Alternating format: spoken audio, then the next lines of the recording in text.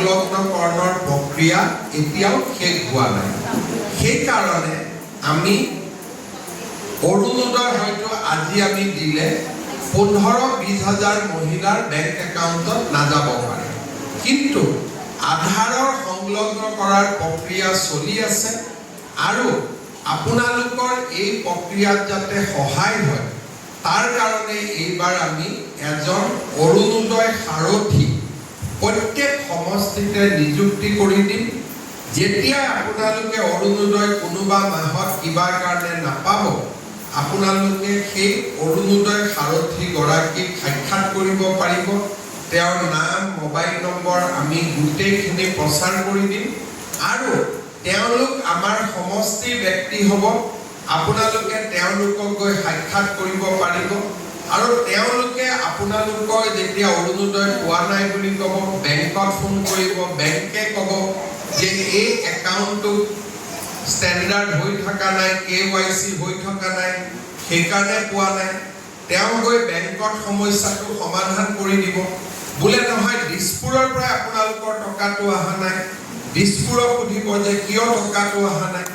এই গোটেই সমস্যাবিলাক সমাধান কৰাৰ কাৰণে আমি অৰুণোদয় সাৰথী নামেৰে এগৰাকী ব্যক্তিক প্ৰতি সমষ্টিত নিযুক্তি দিম, যাতে আপোনালোকৰ ইয়াত কোনো ধৰণৰ সমস্যা আপোনালোকে সন্মুখীন হ'ব নালাগে।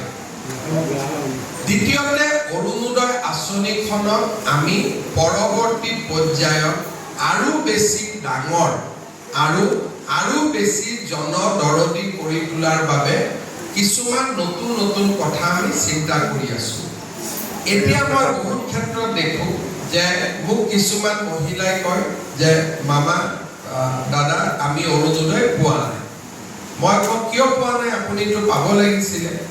অলপ পিছত আহি মই গম পাওঁ যে ৰেচন কাৰ্ডত তেওঁৰ শাহুৱেকৰ নাম আছে, শাহুৱেকে পাই আছে কাৰণে বোৱাৰীয়েকে পোৱা নাই, আৰু কৰবাত বোৱাৰীয়েকে পাই আছে কাৰণে শাহুৱেকে পোৱা নাই।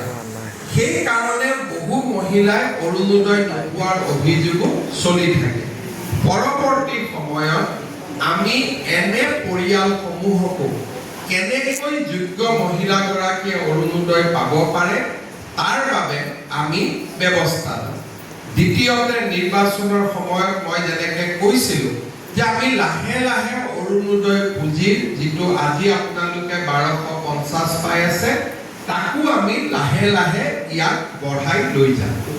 তৃতীয়তে, আমি আৰু এটা সুবিধা কৰিব খুজিছোঁ, যেনেকুৱা আজি মোৰ অৰুণোদয় আমি বছৰত 1250 টকাকৈ যদি আমি 10 মাহত যোগ কৰোঁ, তেতিয়াহ'লে আমি অৰুণোদয় কিমান পাওঁ? 12,050 টকা পাওঁ।